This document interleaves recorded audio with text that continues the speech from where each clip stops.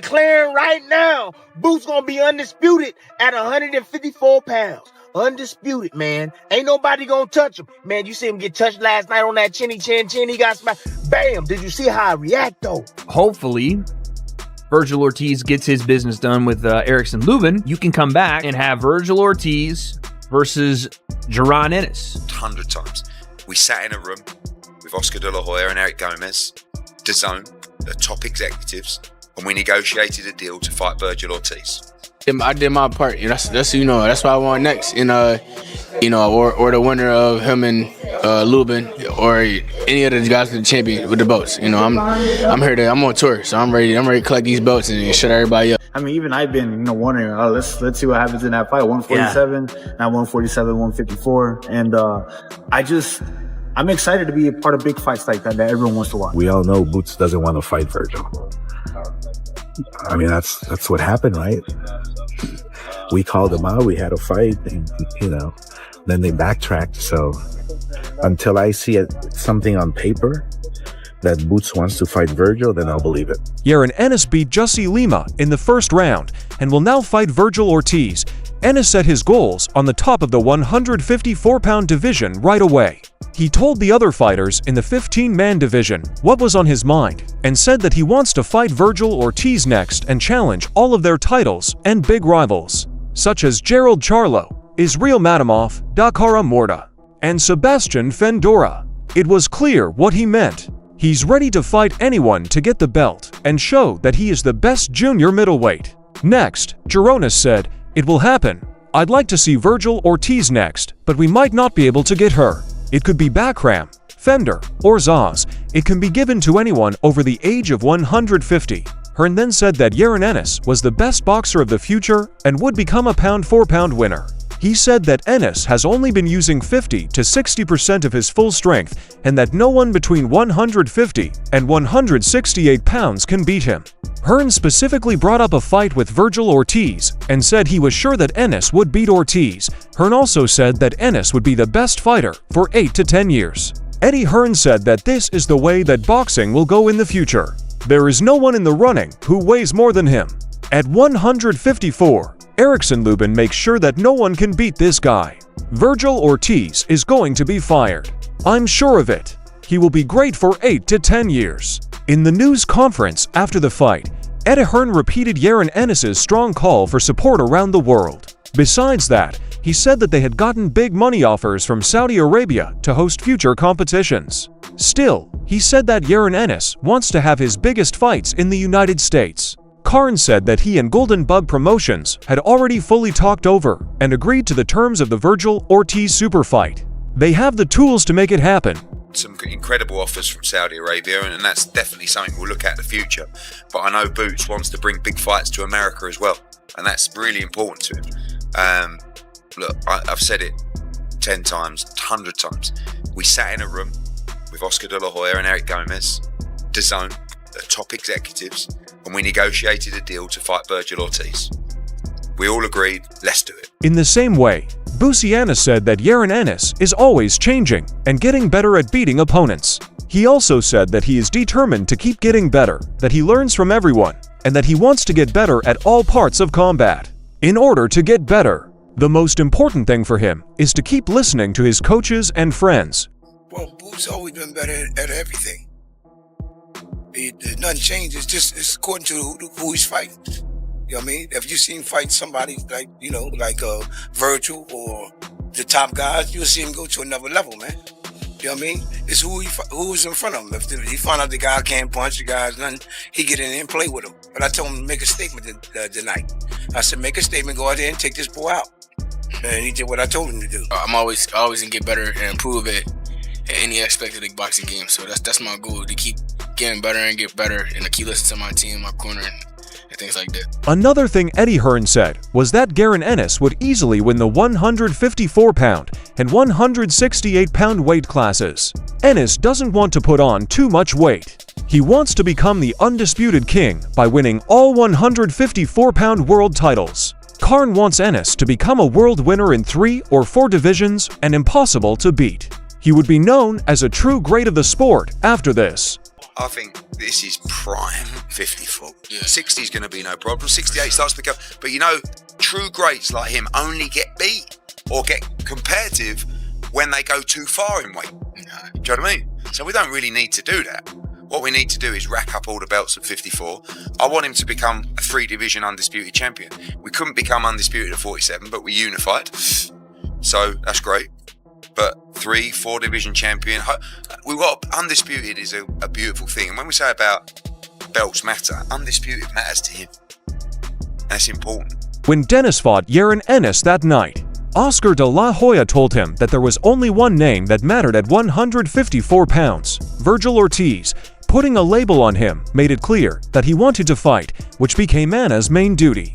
It was also said by Oscar de la Hoya that Jaron Ennis turned down the chance to fight Vergil Ortiz. He said that after the first public call-out, his team changed their minds and stopped talking. Da said he would believe the fight if he saw the official deal. He thinks Vergil Ortiz is the best boxer in his group. Oh, we all know Boots doesn't want to fight Vergil. I mean, that's what happened, right?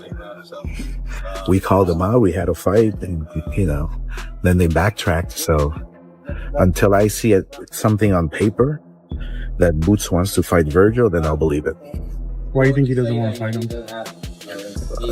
Because we had everybody was calling each other out, and then all of a sudden they pulled off the Vergil, train. So I mean, who knows what the reasons are, but look, Vergil's the man at 154. That's the bottom line. After that, Jaron said he had done everything he could to get the fight with Vergil Ortiz and made it clear that Ortiz would be his next partner. He also said he was ready to fight any top opponent, even the winner of the Vergil versus Lubin fight or someone else's title. His main goal is to make sure that all of these dealt sans everything. You're always quite reserved, you never really like to call people out, be disrespectful, etc. I caught up with Vergil Ortiz a month or so ago. We know that Eddie said they spoke to Golden Boy, Eric Gomez, everything had kind of been agreed and then it went quiet. Do you see yourself getting that fight next? I did my part. That's what I want next. And or the winner of him and Lubin or any other guys to the champion with the belts. I'm on tour, so I'm ready to collect these belts and shut everybody up. Vergil, the name that you want first, sir? For sure. The weight idea also said that the most important fight in American boxing right now would be between Jaron Bonnies and Vergil Ortiz. He said that both boxes stayed out of the fight at 147 pounds, but the conditions are right for it to happen today at 150 pounds. He thought that he and Ortiz were the worst guys in the division. The elite were afraid that people whose paths would finally cross would fight. Hopefully, Vergil Ortiz gets his business done with Erickson Lubin. You can come back and have Vergil Ortiz versus Jaron Ennis. And that be a showdown because they wanted it at 147. Both guys said that both guys didn't want to fight. Now we can potentially get the fight. If you can't do that, then Boots got on the mic, and him and Eddie Hearn both said they want Vergil Ortiz, which is probably one of, if not the biggest fights you can make in American boxing right now, let's be honest. I know that neither of them hold the belt, but these two guys are looked at as, if they're going to stay at 54, which may not be the case. I think both guys will end up going up to 160, maybe even 168, but for now, kind of the boogeyman at this weight class. So, of course, that would be an insane fight. Though, Vergil Ortiz said that a fight with Jaron Ennis would be a great choice for his next fight. He said that he and everyone else had been interested in the fight. Ortiz looks thrilled to be a part of such an important event. It was clear he wanted to fight. That's a great fight that could happen, and I want it to happen. That's a fight that I think that needs an answer, because everyone's been, even I've been wondering. Let's see what happens in that fight. 147, now 147, 154, and I'm excited to be a part of big fights like that everyone wants to watch. So it's a yes for me. Erickson Lubin showed respect for Ortiz by not thinking less of him. Ortiz is sure of his own skills and doesn't mind losing, but what worries him most is Lubin's attitude. He thinks Lubin's career is at a crossroads and that another loss would be disastrous because he has nothing to lose. The dog Lubin is scary and driven. He learned that he had to stay alert and careful so that a hungry and trapped enemy wouldn't catch him off guard. What has you most concerned about him as you go into the fight, and what do you feel best about your skill set versus his in the fight? I wouldn't say I'm concerned about anything, but I think what we have to look out for is that I feel like he's at a turning point at his career. He's had 2 losses. He can't really lose anymore. You know, he wants to get a world title fight. He wants my belt. He wants his rematch with Fundora. His time's ticking for him. You know, he's about to turn 30 if he's not 30 already. And we need to watch out for a live dog that's on his last, that's backed into a corner. You know what I mean? So you just got to be careful about that. During his last fight with Lima, Timothy Bradley said a lot of important things. He said that Jaron "Boots" Ennis would be the undisputed 154-pound champion. To back his point of view, he brought up an event from the last battle in which Ennis was badly hurt. Bradley said he wasn't going to give up. He stayed strong, took the hit, and then came back with even stronger moves that were easier to control. Bradley thinks that the fact that he stays calm in tough situations proves beyond a reasonable doubt that no one can beat him at junior middleweight. Declaring right now, Boots gonna be undisputed at 154 pounds. Undisputed, man. Ain't nobody gonna touch him. Man, you see him get touched last night on that chin. He got smacked. Bam! Did you see how I react though? That's the difference. Some people they get hit and then they like, ooh, oh my, let me get out the way. He was like, oh, that's all you got? That's all. Now take mine. Boom, come back with his big bang, right? Then the follow-up combination was clean. They wasn't reckless and stuff, all under control. See, that's what I'm talking about, Boots. Yeah. Bernie Thaw thinks that Jaron Ennis should fight very good 50-50th fighters who can really try him and bring out the best in him. Israel Madmoff, Sebastian Fundora, and Vergil Ortiz were named by him as 3 opponents who met this standard. Custer told him how important it was to choose this road to show what he could do. In the end, he told Dennis's team very strongly not to go after the new WBA champion. Where we perceive 50-50 fights or talented fighters that can actually bring out the best in him, so I think that Backroom would do that. Fundora and them would do that. Vergil Ortiz would do that. I think those are the roads that he should be trying to climb. That's the road I would be trying to take. I hope to God that out of all this talking that they did, that they do not focus on the guy they just moved up to the WBA champion. Abbas? Yes, I hope they do not go that route. The WBA king didn't hold back, though. He said that Jaron Ennis was a great fighter who had a lot of promise. He told Ennis that he was ready to fight. Baru said he is ready and eager to make this a successful job path, but his choice will depend on what his team decides. No, I mean, I watched the fight. He's a phenomenal fighter, great talent, I would love to test myself against the best, and I'll be down for a fight like this. It depends what road they pursue, but I'm willing to fight Boots. He's a great skilled fighter. Like I said, I love to be in the ring with the best, and this belt has put me in this position. We have great options, and I'm looking forward to make a great fight night again. Hitchens also said good things about Ennis's work in the 154-pound weight class. Hitchens gave 2 interesting ideas for Ennis' next fight when asked what it might be. He might have to fight either Sebastian Fundora or the winner of the fight between Vergil Ortiz and Erickson Lubin. Hitchens has said that he will be back early next year for a big fight to protect his world title. All right, super quick, we just witnessed a destruction by Jaron Ennis. What do you think? I think that was a great introduction to 154. His power will carry, and he did his thing. So, congrats to Boots. What do you think is next for Boots Ennis? I mean, what options are there at 154 in your mind for him? I want to see him fight either the winner of Vergil and Erickson Lubin, or maybe like Fundora or somebody. That'll be a good fight. And what about for yourself? I'm back top of next year, defending my world title in a big fight. Eddie Hearn came up with a great idea for Jaron Boots at the same time. He said that Ennis would beat all of the best 154-pound opponents in 6 rounds. As for Ennis, his first goal is for him to win and, if possible, stay unbeaten at junior middleweight. After that, they'll move up to the 160-pound class and fight the best fighters at 168 pounds. Get rid of anyone that is in the way. For sure. That's for sure. Inside 6 rounds. For sure.